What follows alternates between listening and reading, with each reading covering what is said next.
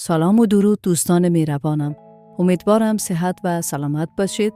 هر جا که هستید تنتان سالم و دلتان شاد باشد. امروز با خواهش و تقاضای اکثر عزیزان جلبی آماده میکنیم. در قدم اول شربت جلبی را آماده میکنیم که 1 کیلو شکر می باشد.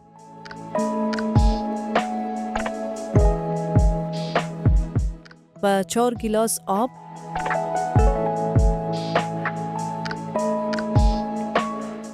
شربت را به همین روش آماده نمایید. جلبیتان هم بسیار عالی می شود و همچنان این شربت اصلا شکرک نمی زند و مثل عسل می باشد. من این شربت را چندین ماه حتی تا 1 سال هم نگاه کردم، به همین حالت می باشد. اصلا شکرک نمی زند.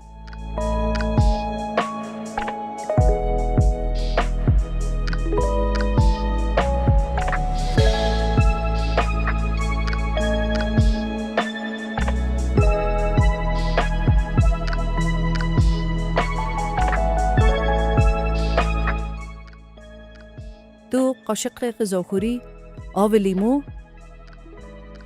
وقتی به جوش آمد تقریباً 5 دقیقه میگذاریم و حرارت زیاد بجوشد و بعد از آن حرارت را متوسط میسازیم و اجازه میدیم 15 دقیقه آرام بجوشد و بعد از آن حرارت را خاموش میکنیم.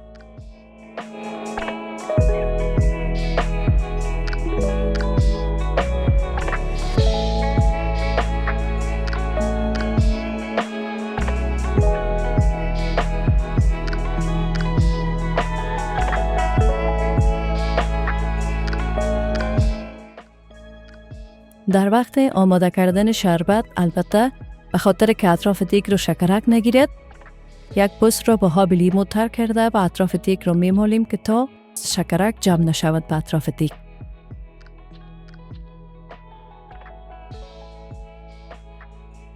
شربت را این گونه امتحان میکنیم. شربت را بالای انگشت خود میگیریم. باید 1 دارک نازک دیده شود. نطبق ویدیو. و نیم قاشق چایخوری ایل و همچنان مقدار کم زعفران.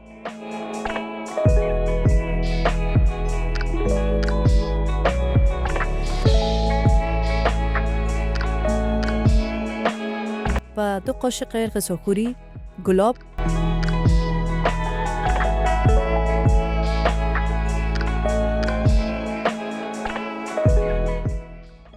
شربت ما کاملا آماده شده و نمیگذاریم که زیاد غلیظ شود. باید به همین حالت باشد که جلبی جذب کند. حالا خمیر جلبی را آماده میکنیم. آرد ساده سفید 300 گرم، نشایسته جواری 2 قاشق غذاخوری، ماست ساده 3 قاشق غذاخوری و رنگ شیرین خوراکی، البته مقدار بسیار کم یا قدر ضرورت. آب 1 گیلاس و نیم.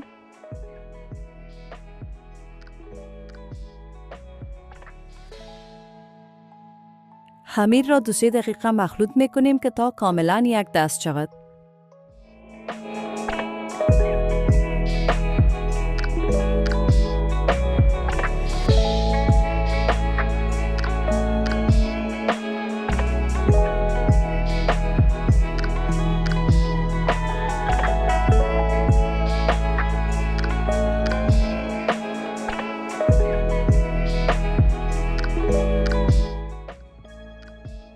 و همچنان بیکینگ پودر 1 قاشق نیم چایخوری،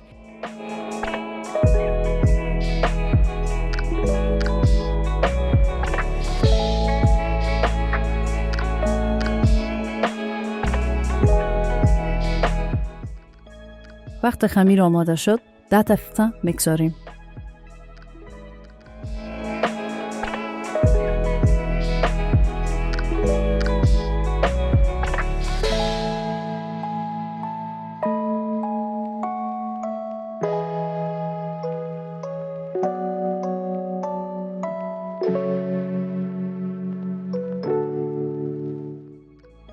در وقت پختن روغن داغ باشد و به حرارت متوسط میپزیم که با آهستگی پخته شود.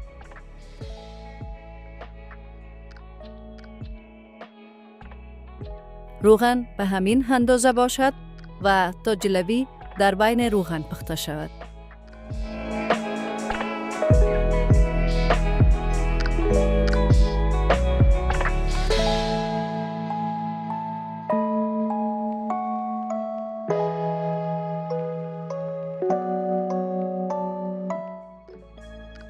شربت باید کمی گرم باشد تا جلبی کش کند و 1 تا 2 دقیقه در بین شربت میگذاریم که تا شربت را جذب کند.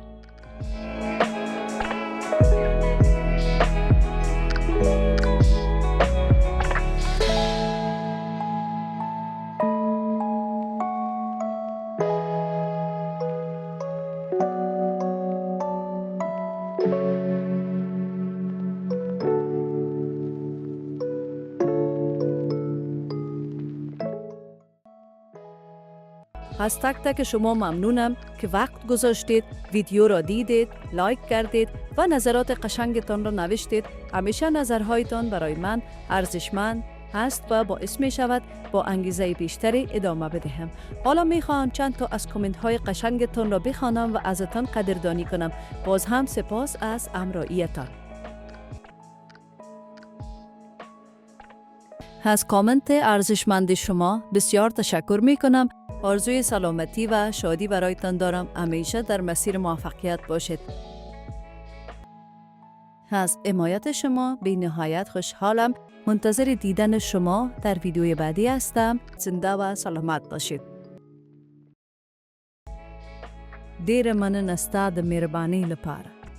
خدای دې تاسو کورنۍ ته خوشحالی او روغتیا دک. تشکر از لطف شما. بهترین ها را برایتان آرزو میکنم. از کامنت ارزشمند شما بسیار تشکر میکنم. زنده و سلامت باشید. تشکر بی نهایت. سعادتمند باشید.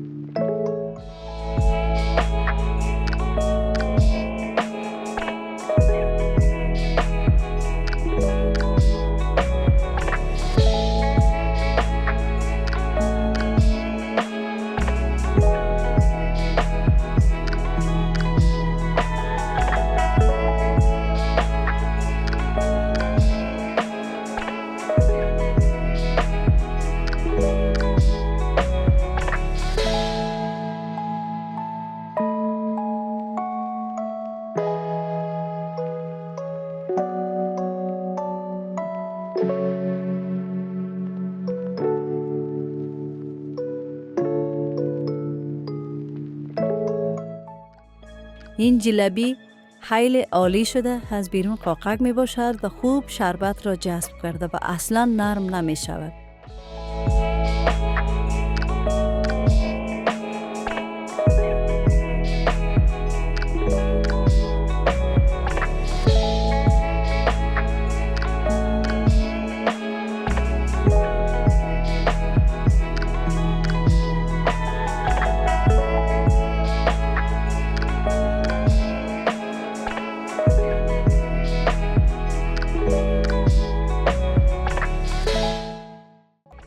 تشکر فراوان از حوصله‌مندی و لطفتان که ویدیو را تا آخر تماشا کردید. در پناه لطف الهی سربلند و پیروز باشید.